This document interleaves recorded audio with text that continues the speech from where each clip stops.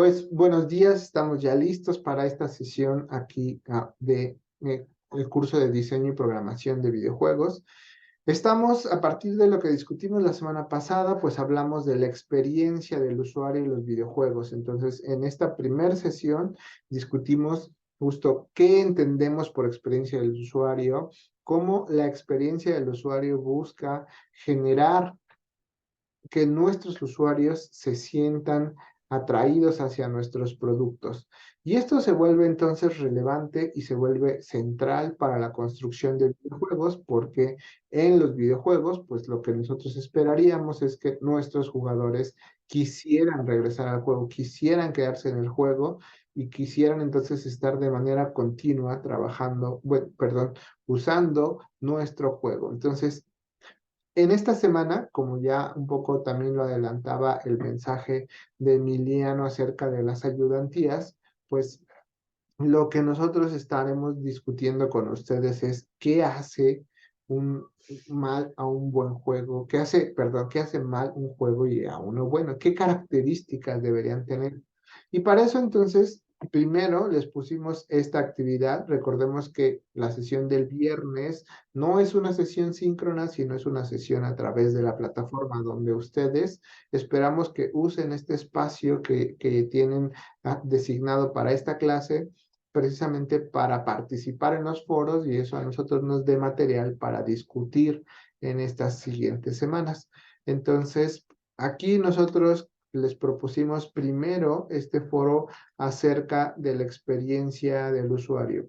Les dejamos este video de la doctora Hodent, que precisamente trabaja para Epic Games y justo está encabezando el área de experiencia del usuario para la construcción de algunos de los juegos de esta compañía. Entonces, aquí en este video, pues nos narra un poco acerca de la relevancia desde su perspectiva de la experiencia del usuario y hace mucho hincapié en la orientación hacia los videojuegos. Entonces, más adelante iremos retomando algunos fragmentos que menciona, pero entonces les pusimos esta primera discusión acerca de tu experiencia, que nos contaran un poco acerca de su propia experiencia, de aquellos productos o aquellos juegos, situaciones donde se generó una experiencia memorable.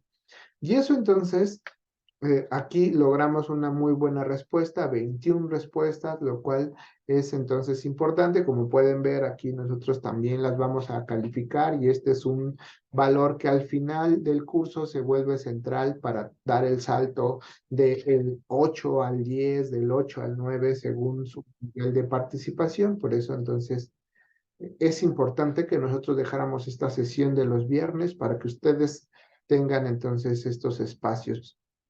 O como pasó en este caso, pues que lo hagan a lo largo por allí del día, del fin de semana y completen su participación.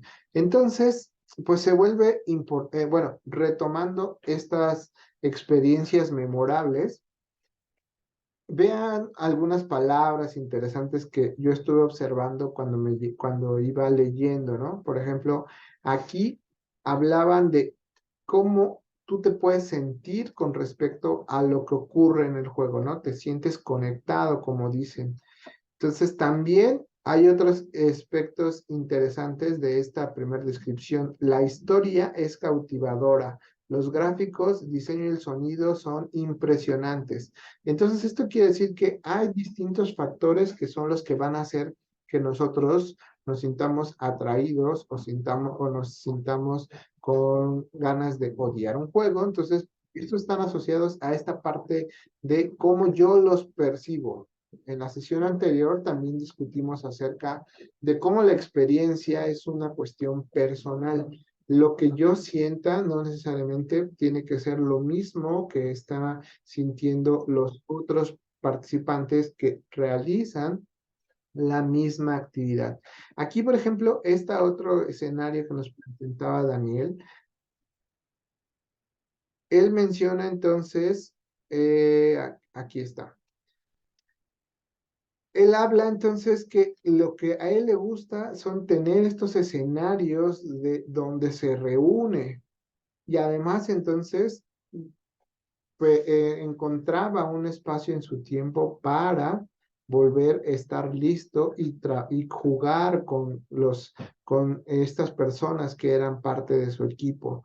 Entonces, de esta manera, ven, como él bien lo dice, él estaba preparado cada semana, es decir, la experiencia se volvía tan tan importante para la persona que tienes que hacerte un espacio para poder vivir esta experiencia.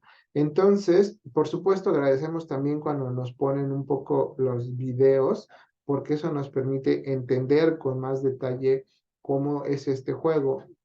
Y entonces, aquí entonces nos habla, por ejemplo, esta es también una muy buena opción, habla de una jugabilidad simple pero adictiva. O sea, aún en la simpleza nosotros podemos encontrar una forma de atraer a nuestros usuarios. Entonces, y eso lo vamos a ir discutiendo en la sesión del miércoles, donde empezaremos a construir ya algunos juegos simples o algunas interacciones simples. Y justo veremos cómo a partir de esa simpleza podemos lograr que la gente pueda entender nuestro concepto. Entonces, eh, aquí, por ejemplo, también hablan de el estilo llamativo y correcto de uso de colores. Esto también es muy importante. Entonces, la parte visual se vuelve central. Aquí también hablan acerca de la información y la sobrecarga de información, porque entonces esto nos hace puede el usuario sentirse o saturado de información y decir, no, esto ya no quiero saber nada. Entonces, aquí, por ejemplo, aquí acuérdense que estamos hablando de experiencias memorables y acá nos platica Joshua la experiencia alrededor de entrar a una sucursal Apple, este sentimiento de sentirte reconocido y sentirte atendido, pues también se vuelve importante para que las personas quieran regresar a este tipo de situaciones o a este tipo de entornos. Y entonces también eso se vuelve principalmente es central para que nuestras experiencias sean memorables. Aquí, y hablando específicamente del juego, pues nos habla acerca de la personalización. Entonces, nuevamente, podemos empezar a ver cómo hay distintos elementos que permiten que estas experiencias se vuelvan memorables de acuerdo a los contextos. Y algún otro elemento central, por ejemplo, aquí, en esta propuesta que nos va indicando Israel, pues nos habla de cómo la experiencia y no se va completando, cómo justamente el elemento de entretenimiento y diversión que qué bueno que los menciona aquí y que los explicita, son centrales para los videojuegos. Y después, cómo nosotros entonces logramos sumar a partir de la propuesta, pues otras cualidades, como jugar con amigos, como agregar algunas propiedades extra, como la vibración que complementa la experiencia, y, por supuesto, los comentarios, en este caso de los juegos, que también hicieron que se volviera interesante. A lo mejor ya con el tiempo se volvió tan común que dejó de ser una novedad. Y de esta manera, entonces, nosotros percibíamos, como bien lo menciona él, que estamos en un juego real. Entonces, ¿cuáles de todos estos aspectos suman para poder nosotros hablar de una experiencia que pueda ser memorable? Entonces, eso se vuelve relevante y eso nos permite a nosotros pensar en qué es lo que nosotros deberíamos de cuidar. Y ya para cerrar este tema, al menos en esta primera discusión de hoy, acerca de las experiencias y los videojuegos, nada más voy a retomar una gráfica que les mostré la vez anterior acerca de la experiencia y de la experiencia del usuario y los factores que pueden sumar a la experiencia del usuario. Ok, aquí, ya. Entonces, vamos rápido.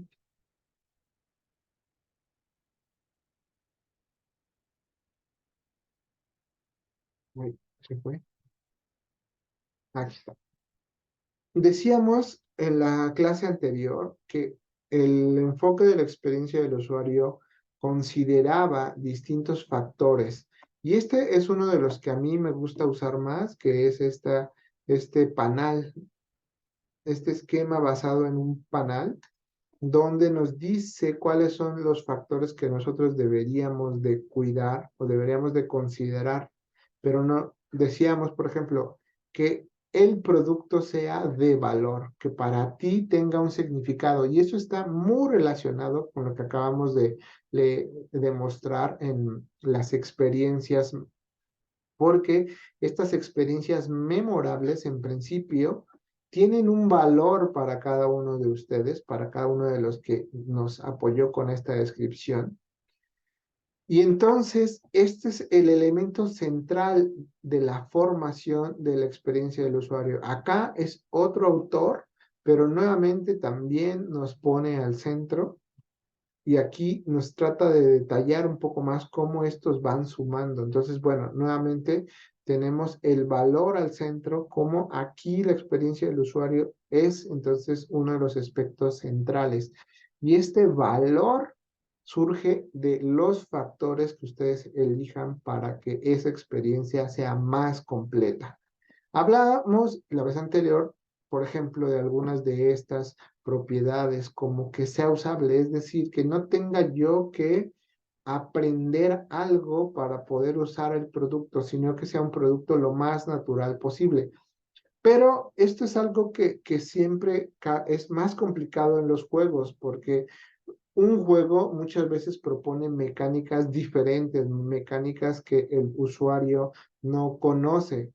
Entonces, lo que estaríamos buscando es que con una pequeña introducción el usuario fuera capaz de poder utilizar el producto que nosotros le estamos presentando. Y muchos de los juegos ahora usan un esquema de una especie de introducción, una especie de tutorial, les llaman, algunos les ponen guía, que seguramente conocen, donde arrancas el juego, empiezas a hacer algunas acciones y el mismo juego te va guiando en cómo crear tu personaje, cómo puedes ir recopilando información.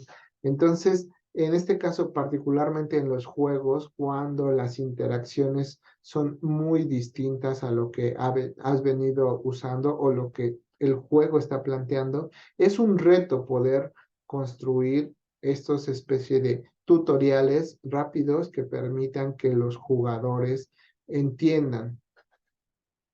Si lo vemos en términos de que nuestra experiencia debe de ser útil, de pronto en los videojuegos, pues sí es más complicado, ¿no? En realidad, los juegos están orientados hacia el tema de la diversión, hacia al tema donde los estudiantes, digo, donde los jugadores se vuelvan tu centro de actividad, pero normalmente para ellos no necesariamente va a ser algo útil. Entonces, allí es donde nuevamente usamos estas estrategias como la competencia, como la formación de comunidades para que los participantes se interesen en usar nuestro producto y entonces se vuelva útil como un esquema de comunicación, como un sistema o un esquema más bien para crear comunidades. Y entonces, si eso lo logramos hacer, es más fácil dar un salto hacia lo deseable, porque entonces tú vas a desear seguir siendo partícipe de esa comunidad, vas a también querer ser notado en esa comunidad, es decir, vas a querer ser reconocido en la comunidad.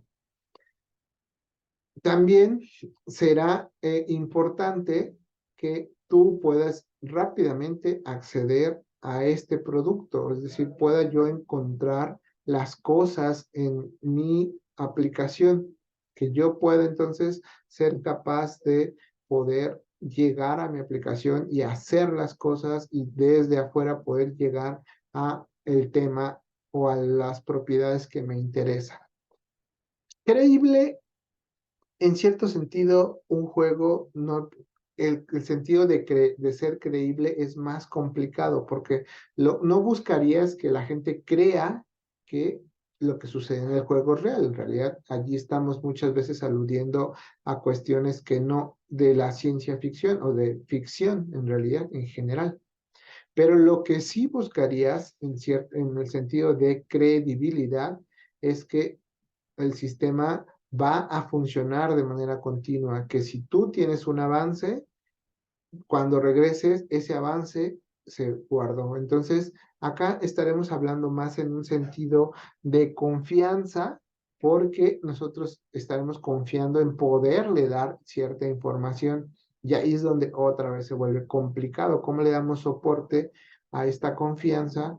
Porque si esta confianza a veces también depende de los jugadores, que es un poco el gran problema actualmente con los engaños a través de los videojuegos de la comunidad, porque tú te conectas con alguien y en principio no sabes si ese alguien es realmente la persona que tú crees. A lo mejor tú estás segurísimo que es Enrique Ejecatl y de pronto te das cuenta que alguien le robó su identidad y entonces estás jugando con otra persona. Entonces, eso pudiera pasar. Entonces, allí es un problema que nosotros como creadores de videojuegos deberíamos de poner un poco también atención a estos puntos. Y uno de los puntos todavía más complicados es la accesibilidad, porque ustedes estarán de acuerdo que los juegos no son totalmente accesibles, ¿no? Los juegos están diseñados para usar muchas de las habilidades motrices que debe tener una persona estandarizada. Si por ahí hay alguna persona que, por ejemplo, tenga algún problema para sujetar uno de estos controles modernos, pues ya no podría jugar.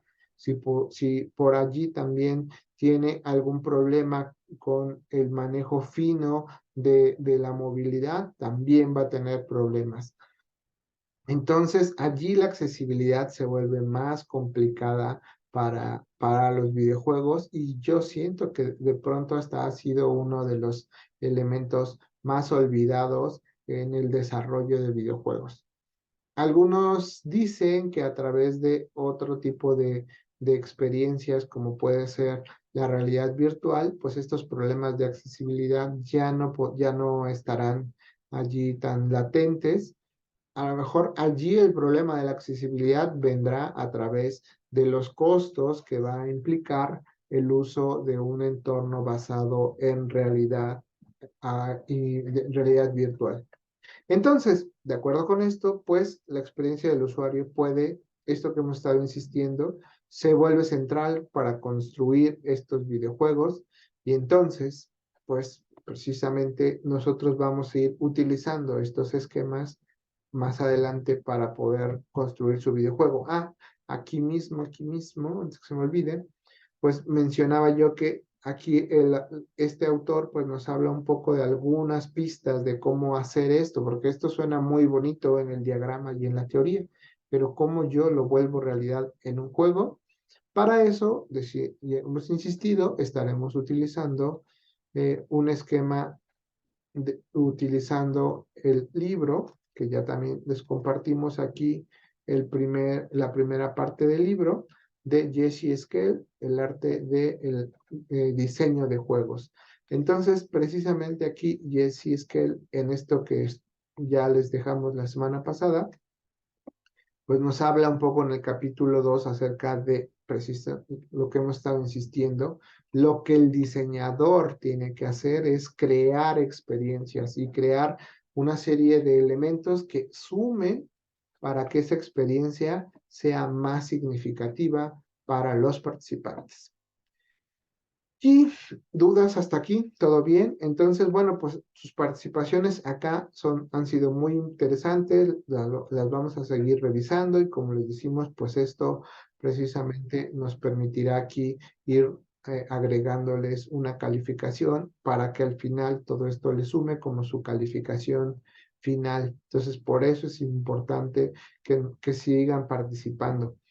Pues ahora, para la sesión de mañana, pues precisamente aquí Emiliano y Enrique les pusieron la discusión de un foro de, acerca de los juegos, mal y buen juego. Con ellos ya trabajarán con estos temas y pues entonces por eso es importante que ustedes también participen un poco para que ellos preparen algunos de estos materiales que van a trabajar con ustedes. Y entonces, ¿cómo hacemos para construir videojuegos? Nosotros, en esa se puede poner, en esa pregunta se puede poner el mismo juego. O sea, ¿te refieres a que si tú consideras que un juego también es bueno y malo? ¿O no? ¿O cómo lo interpretas?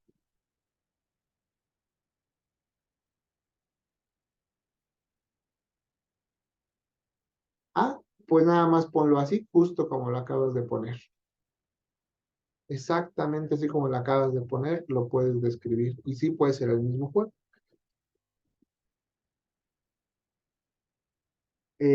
Bien, perfecto. Entonces, ahora entonces, ¿cómo hacemos para construir este tipo de productos? La propuesta que nosotros usamos aquí en el ICAT se basa en un concepto que se conoce como diseño centrado en el usuario. El diseño centrado en el usuario, entonces, es una metodología de diseño general. No es solo para construcción de productos de software, no es solo para construcción de productos físicos, sino es una metodología en general para construir cosas, construir cualquier cosa, entre esas cosas los videojuegos. Eh, Después, en la sesión del día martes, digo, del día miércoles, retomaré rápido lo que también mencionan otros autores sobre el tema ya específico de construcción de videojuegos y lo ligaremos con diseño centrado en el usuario. Pero primero entonces les quiero hablar de diseño centrado en el usuario. ¿Qué es el diseño centrado en el usuario? Entonces, principalmente está definido en el sentido como un proceso de construcción, pero aquí lo que ponemos al centro es la información de las personas que van a hacer uso de este producto. Si algunos de ustedes ya llevaron ingeniería de software, pues en ingeniería de software también se estudian procesos, perdón, de construcción de productos de software que resuelven necesidades específicas de los alumnos. Aquí, particularmente, nosotros vamos a poner la información de las personas, o como bien los dices, nos vamos a centrar en el usuario. Y entonces allí vamos a ver qué es lo que él necesita cuando queremos hacer uso de este producto. Entonces, esto viene, como ya viene acá, lo expresa la presentación, no es nuevo, esta es una forma de trabajo que se produjo por allí en la década de los 50 y lo que buscaban en esos primeros inicios de la construcción de este proceso es que se podían optimizar y adaptar al ser humano los diseños de los productos. Y eso entonces, ¿cómo hacemos para que eso ocurra? Pues necesitamos minuciosamente hacer un proceso de investigación de distintos elementos, como en este caso antropometría, ergonometría, arquitectura, biomecánica.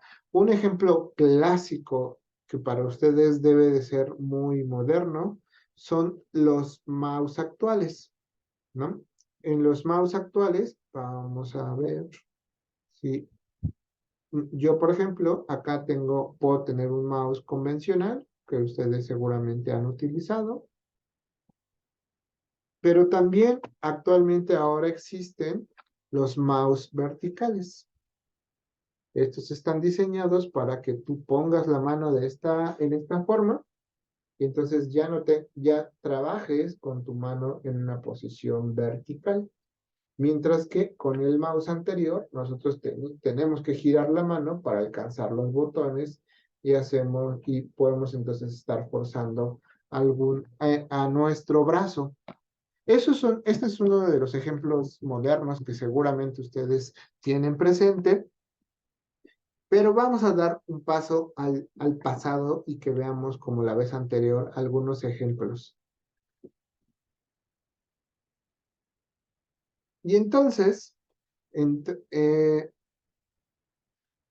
y precisamente estos mouse verticales, como bien dicen, son muy utilizados también ya en un escenario donde queremos mucha mayor precisión, como pueden ser los videojuegos. Entonces, si nosotros vemos algunos de este dispositivo en particular, aquí en esta primera etapa lo utilizaron para el diseño de este tipo de teléfonos.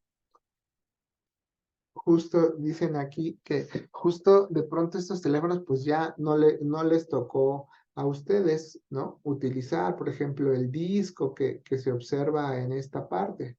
Pero, por ejemplo, aquí uno de los elementos centrales que se puede observar es que era muy común que los primeros teléfonos se cayeran porque la gente necesitaba moverlos. Entonces, precisamente aquí diseñaron unas patas para que, además de sostener el auricular, evitan que se corte la llamada. Por si en algún momento se les caía el dispositivo, que no se les corte. Eso ya, obviamente, ahora no pasa. Ahora, si se les cae el teléfono, lo que ruegan es que no se rompa, ¿no? Pero entonces, en ese momento, pues esto era que si se volteaban, estas patas hacían que no se presionara aquí el sistema de corte de llamada. Dice aquí que tiene también un cuerpo semi-rectangular para evitar que gire cuando lo sostienes con la mano. Entonces, este de aquí, tú lo sostenías con la mano y entonces no buscabas que no se te sujetara. Este es muy importante. La distancia entre el micrófono y el auricular se basó en el promedio de la distancia de los rostros, es decir, la distancia que hay aproximadamente aquí hacia la boca. Ahora eso ya no importa, podemos traer teléfonos muy pequeñitos, es decir, podemos traer manos libres y entonces el micrófono en realidad queda muy lejos porque los equipos han evolucionado para que a pesar de esa distancia se escuche muy bien la conversación. Bueno, en aquellos ayeres pues eso no se tenía, entonces era muy importante que la voz llegara lo más de forma directa al micrófono que estaba en esta parte.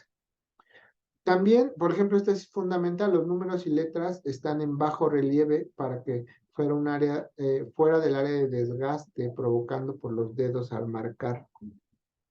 Eso se agradecería mucho en los teclados actuales, en los teclados de computadora, porque aquellos que usan mucho el teclado, si ustedes ven los teclados ya, las teclas de esos teclados desaparecieron porque precisamente no están en bajo relieve y entonces con los toques continuos se van desgastando y se va despintando.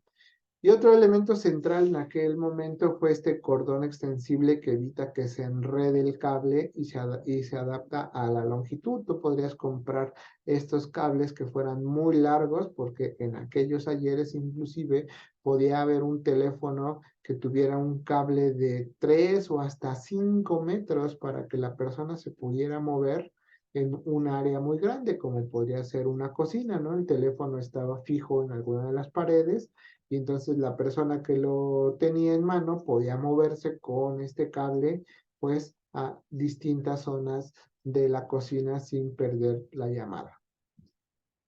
Y entonces, precisamente esto justo es pero a pesar de que es un ejemplo viejito, se vuelve muy importante porque aquí se inicia este estudio de estudiar los factores humanos como un elemento central para la construcción de la tecnología.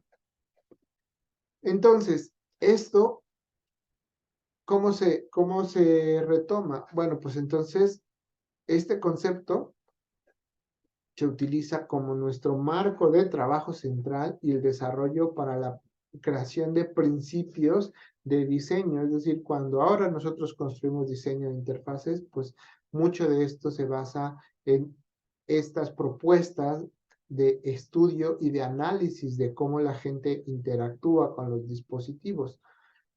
Aquí precisamente lo que se plantea es que ustedes internamente van creando sus propios modelos mentales a partir de estos procesos de la interacción.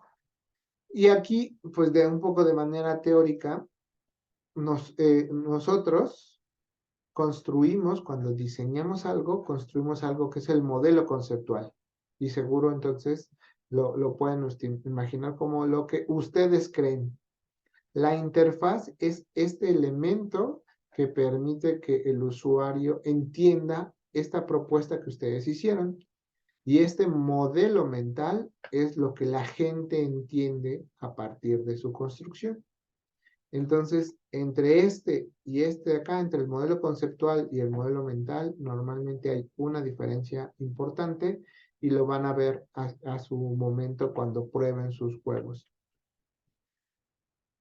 Entonces, aquí, antes de seguir avanzando, me regreso al video que les compartimos de este lado, para que vean cómo en el caso de los videojuegos, también se tratan de retomar algunos de estos elementos. Vamos a avanzar un poquito. Esto estaba más o menos aquí. Si ustedes vieron este video, esta escena, aquí justamente lo que dice la autora, y si no lo vieron, pues es buen momento para hacer el ejercicio. Aquí la investigadora les dice, en esta imagen, ¿qué es lo que ustedes le transmiten? Pónganlo acá en el chat. Esta imagen, ¿qué nociones le transmiten? Ana, gracias, Cassandra. Ya sea que vieron el video o que realmente los puede ver. Por ejemplo, aquellos que dicen Street Fighter, ¿qué personaje les transmite? Ah, exacto, gracias chicos. Exactamente, ¿no? Precisamente es lo que nos dice la autora acerca de este fenómeno, ¿no? Que este es un recurso creado por un autor. Ahorita pone aquí los datos de quien lo crea y precisamente lo que busca es cómo a partir de estos colores logras transmitir este concepto. Aquí está el autor, el artista es Ashley Browning. Precisamente es una versión minimalista, dice aquí, ¿no? Pero en otra presentación de la autora pasa lo que acá comentó Armando, Minecraft viene también a la mente. ¿Por qué? Por los elementos cuadrados que son los que caracterizan a Minecraft. Entonces, efectivamente, también eso puede suceder. Y me voy rápidamente a donde está mostrando unas cualidades de cómo tomaron algunas decisiones de diseño para, eh, para el videojuego de Fortnite. Por acá, por aquí debe estar. Mm, Entonces, bueno, mientras aparece el video, dice acá una abstracción de los personajes, ya que al ser personajes icónicos se quedan implantados en la memoria colectiva gaming. Exactamente, Sergio. Mejor, no pudo haber sido mejor dicho. Te voy a copiar esa frase. Entonces, no, eso no lo quería. ¿Dónde está? ¿Dónde está? Lo perdí. Es en una parte donde dicen cómo construyen los controles, ¿no? Cómo hacen un análisis de algunas imágenes. Esta. Está.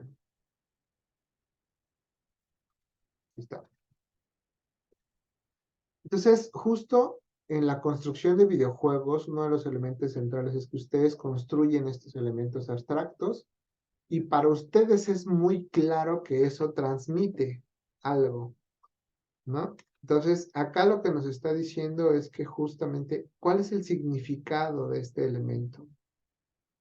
Y lo que se planteaba entonces es que en principio tú dices, bueno, pues según los creadores, esto debe de simular una trampa, pero, y entonces se generó pues una primera propuesta basada en esta, pero que realmente el concepto que quería significar no necesariamente era tan claro como lo que puede comunicar esta otra imagen.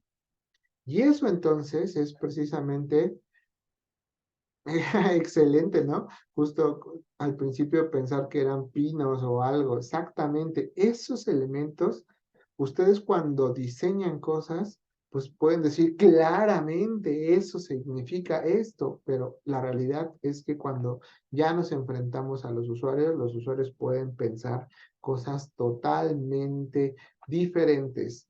Y entonces, lo que plantea justamente el diseño centrado en el usuario es, pues, acercarnos más a conocer a nuestros usuarios. Y entonces, en esto, si nosotros sabemos que lo que nosotros comuniquemos va a ser lo que guía y la construcción de estos modelos mentales, entonces nosotros debemos de encontrar esas pistas que logren unir ese modelo conceptual de ustedes y ese modelo que está construido ya de manera específica por los usuarios. Y entonces el diseño centrado en el usuario justo trata de hacer esto, trata de hacer este match. Y entonces lo que buscamos es que tenemos que tener muy presente quién usará el sistema, qué es lo que va a hacer y qué información necesitará para alcanzar los objetivos. Entonces, aquí el ejemplo que nos comenta Cassandra, ya si juegas el Pokémon, la trampa puedes pensar que es una mega evolución. Ah, sí, exactamente. Justo la trampa para osos también parece un estadio Pokémon o una Pokéball. Precisamente esto se vuelve entonces central para lo que están diciendo acá, ¿no? Cómo estos objetivos para ciertos usuarios se puede volver significativo o no. ¿Y cómo hacemos esto? Bueno, después regreso a este enfoque. ¿Cómo hacemos esto? Lo que plantea en abstracto el diseño centrado en el usuario es que en una etapa de planificación vamos a intentar especificar el contexto de uso, es decir, lo que nosotros que empecemos a crear no es para todos, no es, es decir, está pensado en ciertos usuarios de manera muy específica. Y para ellos vamos a crear las cosas, para ellos tienen que tener sentido. Entonces, a partir de especificar este contexto de uso, construimos, como hacían ingeniería de software, la especificación de requisitos. Empezamos a especificar las cosas que requieren los usuarios específicamente para resolver este problema. Empezamos a entrevistarlos, nos acercamos a estos usuarios. Lo que tratamos de evitar en el diseño centrado en el usuario es decir, yo sé qué quiere el usuario. No, en el diseño centrado no podemos asumir que sabemos lo que quiere el usuario, tenemos que preguntarlo, tenemos que hacer estos ciclos de preguntarle si las cosas que le estamos presentando tienen o no tienen sentido, qué es lo que realmente necesita. Pero otra vez, en el caso de los juegos, pues esto no es tan fácil porque él no necesita un juego que nosotros vamos a construir, nosotros vamos a construir la necesidad de ese juego. Pero sí necesitamos entender a los jugadores de ese contexto, de ese tipo de juegos. Entonces, ustedes deberían entender quiénes son los usuarios potenciales de su juego y sobre ellos vamos a construir esta especificación de requisitos. Después, tenemos que construir soluciones de diseño. ¿Qué son las soluciones de diseño? Los prototipos. Vamos a construir en este curso, entonces todo se basa en construir cosas, ver si pegan, y si pegan, vamos avanzando. Entonces construimos estos prototipos, en la etapa de evaluación vemos cómo vamos, nos dirán, no, esto que me pusiste parece justo como dicen acá, esa trampa de esos no parece una trampa, entonces yo ya estoy imaginando otras cosas a partir de lo que tú me estás proponiendo. Y si ya el producto satisface todos los requisitos, lo liberamos. Si no, le damos tantas vueltas sea necesario como requiramos para la construcción de estos productos interactivos. Y entonces, de esta manera, el diseño central en el usuario en estas etapas, en todas las etapas en realidad, pero mucho más en estas dos, es donde se fija en el usuario y pone al centro de este proceso al usuario desde el contexto de uso, desde lo que él necesita y después el cómo lo ve. No nos podemos crear como yo quedé encantado de mi juego, vamos ya a venderlo, ¿no? Pues hay que ver qué opinan los que van a pagar por él. Entonces, esto se vuelve central y este tipo de enfoques mencionados llamados de una manera, llamados de otra forma, todas las empresas siguen un proceso de una u otra manera, dice, centrado en el usuario. Algunos le llaman centrado en el jugador y les llaman play centric. Entonces, centrados en que esto sea jugable, pero es en esencia lo mismo, ¿no? Centrados, están considerando que el usuario, el jugador, sea quien nos da el visto bueno de nuestro producto. Y entonces, ya para concluir, ahora sí, ya nada más como una nota, no todo es diseño centrado en el usuario, entonces hay algunos otros productos que se construyen con otras filosofías de construcción, por ejemplo, existe el diseño centrado en el diseñador, aquí sí depende mucho la visión personal de lo que se quiera transmitir en ese momento. ¿Hay juegos que se construyen basados en un diseño centrado en el diseñador? Sí. Muchos de los juegos experimentales se construyen basados en algo que yo quiero en mi mente, tengo en mi mente y quiero ver cómo se desarrolla. Y si la gente se engancha con él, qué bueno. Si a nadie le gusta, pero sí existen entonces videojuegos también que se basan en lo que el diseñador quiere experimentar. Existe también el diseño centrado en la empresa. Como tal, los productos más clásicos que siguen esta filosofía son los sitios web, porque en un sitio web, pues ahí sigue la estructura de la empresa en particular. Entonces, en caso de los videojuegos, normalmente no existe esta filosofía porque pues nadie quisiera encontrar en un videojuego la misma estructura de una empresa cuadrada con algunas cosas muy fuera de este entorno de diversión. Diseño centrado en el contenido. Aquí el elemento central es la información a partir de la cual se construye los entornos o el producto digital que se está elaborando. Se usa muy poco para la parte de diseño de videojuegos, se usa más para los diseños de videojuegos de carácter más educativo, porque allí el contenido depende o el contenido es lo que tú quieres transmitir como parte del juego, entonces allí puede ser que se use un poco más este enfoque diseño basado en contenido. Allí el reto es y cómo le hago para que la presentación de ese contenido siga siendo atractivo para el usuario.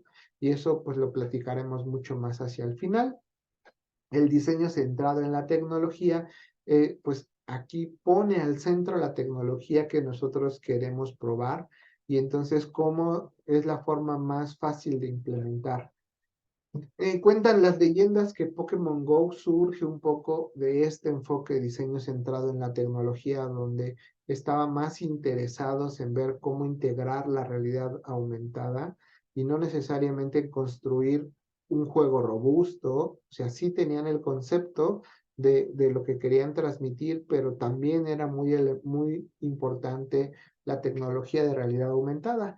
Y entonces, por eso, al principio tenía una cantidad de errores espantosos, pero funcionaba la realidad aumentada. Era así como, bueno, pues sí está medio chafita por aquí, tiene estos problemas, pero vean qué bonita es la realidad aumentada. Entonces, fue un producto en sus inicios donde el centro era la tecnología y ya después vieron cómo lo hacían un poco más robusto, ya que vieron que pegó. Y entonces ya esto permitía que se pudiera explorar de una manera más robusta todo el entorno del videojuego. De esta manera, entonces, nosotros vamos a seguir el proceso de diseño centrado en el usuario, vamos a empezar a construir productos bajo esta filosofía y el día miércoles vamos a hacer construir nuestro primer solución de diseño. Va a ser nuestro primer producto que van ustedes a construir. Vamos a hacerlo aquí a través de Zoom, a ver cómo nos sale. Normalmente esto salía muy bien porque lo hacíamos en físico. Vamos a ver cómo nos va este día miércoles. Vamos a construir un pequeño juego. Vamos a modificar un juego a partir de un juego ya existente. Construirán ustedes su propia versión. Voy a detener entonces aquí la grabación